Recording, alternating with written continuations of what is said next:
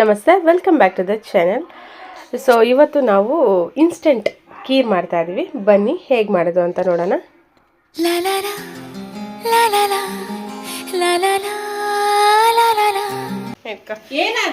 ಅದೇನದಿ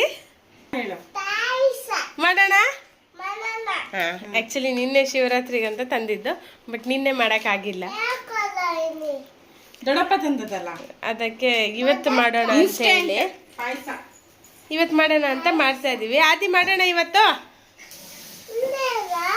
ನಾವು ಈಪನು ಗೋಡಂಬಿ ದ್ರಾಕ್ಷಿ ಮಾಡೋಣ. ಪಾಯಸ ಹಾಲಿಗೆ ಹಾಕೋಣ. ಅದು ಆ್ಯಕ್ಚುಲಿ ಇನ್ಸ್ಟೆಂಟ್ ಇದು. ನೋಡು ಮಾಡೋಣ ಇನ್ಸ್ಟೆಂಟ್. ಜಸ್ಟ್ ಇದನ್ನು ಹಾಲು ಇಲ್ಲಿ ಕೊಟ್ಟಿದ್ದಾರೆ. ಆ್ಯಕ್ಚುಲಿ ಹೇಗೆ ಮಾಡಬೇಕು ಅಂತ ಮೆನು ಉಂಟು, ಡೈರೆಕ್ಷನ್ ಇದೆ ಹೇಗೆ ಯೂಸ್ ಮಾಡೋದು ಏನೋ ಅಂತ ಹೇಳಿ.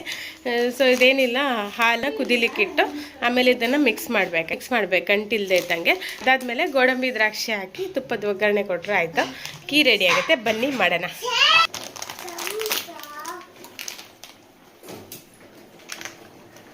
ಆ್ಯಕ್ಚುಲಿ ಇದರಲ್ಲಿ ಶುಗರ್ ಎಲ್ಲ ಇದೆ, ಇದಕ್ಕೆ ಸಕ್ಕರೆ ಆ್ಯಡ್ ಮಾಡೋ ಅವಶ್ಯಕತೆಯೇ ಇಲ್ಲ. ನೋಡಿ, ಇದರಲ್ಲಿ ಆಲ್ರೆಡಿ ಶುಗರು ಮತ್ತು ಎಲ್ಲ ಇದೆ, ಗೋಡಂಬಿ ದ್ರಾಕ್ಷಿ ಎಲ್ಲ ಇದೆ.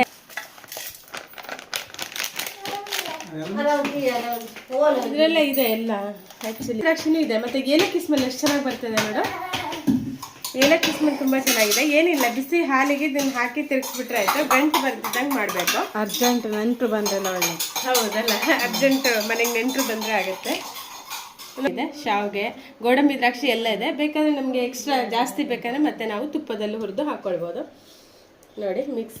ಸಕ್ಕರೆ ಇದರಲ್ಲೇ ಇದೆ, ನಾವು ಸಕ್ಕರೆ ಹಾಕೋ ಅವಶ್ಯಕತೆನೇ ಇಲ್ಲ, ಜಸ್ಟ್ ಹಾಲಿಗೆ ಮಿಕ್ಸ್ ಮಾಡಿದರೆ ಆಯಿತು. ಬನ್ನಿ ಮಿಕ್ಸ್ ಮಾಡೋಣ. ಹಾಲು ಬಿಸಿ ಆಗಿದೆ, ಹಾಲು ಕುದೀತಾ ಇದೆ. ಈಗ ಹಾಲಿಗೆ ಮಿಕ್ಸ್ ಮಾಡೋಣ. ಇದನ್ನು ಮಿಕ್ಸ್ ಮಾಡೋಣ. ಗಂಟಿಲ್ದಿದ್ದಂಗೆ ಹಾಕಿ ಅಂತ ಹೇಳಿದ್ದಾರೆ, ಗಂಟಿಲ್ದಿದ್ದಂಗೆ ಮಿಕ್ಸ್ ಮಾಡಿ ಅಂತ. ಸೊ ಬೇಗ ಬೇಗ ಬೇಗ ಮಿಕ್ಸ್ ಮಾಡೋಣ.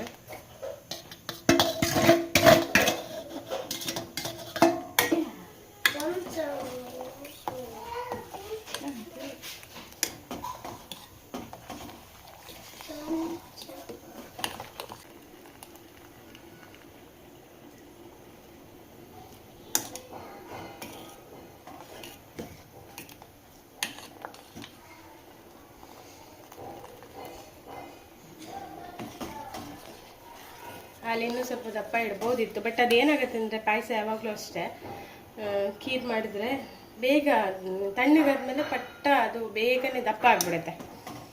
ಸೊ ಹಾಲೆಲ್ಲ ಸೇರ್ಕೊಂಡ್ಬಿಟ್ಟು ಗಟ್ಟಿ ಆಗಿಬಿಡುತ್ತೆ. ಅದಕ್ಕೋಸ್ಕರ ಸ್ವಲ್ಪ ನಾನು ನೀರಾಗಿ ಅಂದರೆ ತೆಳುವಾಗೇ ಇಟ್ಟಿದ್ದೀನಿ. ಸೊ ತಣ್ಣಗಾದ್ಮೇಲೆ ಕರೆಕ್ಟ್ ಆಗುತ್ತೆ ಅಂಥೇಳಿ.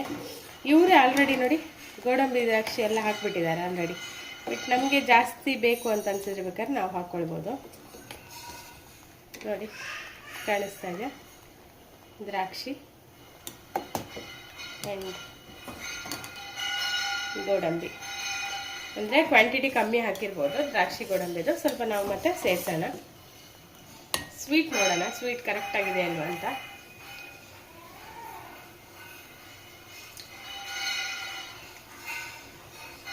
ಕರೆಕ್ಟಾಗಿದೆ ಸ್ವೀಟು.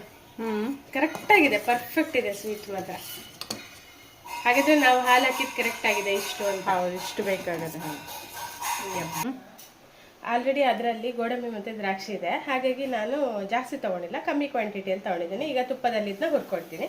ಹುರ್ಕೊಳ್ಳೋದಕ್ಕೆ ಮಿಕ್ಸ್ ಮಾಡೋದು. ಬನ್ನಿ ನೋಡಿ, ಕುಕ್ ಆಗಿದೆ, ಎಷ್ಟು ಸಾಕು. ಈಗ ಇಳಿಸ್ಕೊಳ್ಳೋಣ. ಈಗ ಗೋಡಂಬಿ, ತುಪ್ಪದಲ್ಲಿ ಹುರಿದ ಗೋಡಂಬಿ. ಈಗ ದ್ರಾಕ್ಷಿ ಸೇರಿಸೋಣ.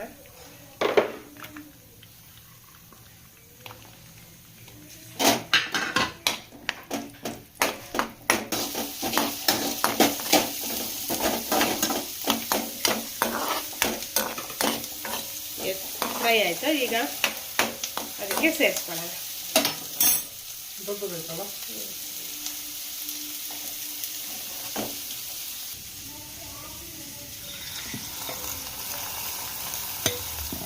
ಎಸ್,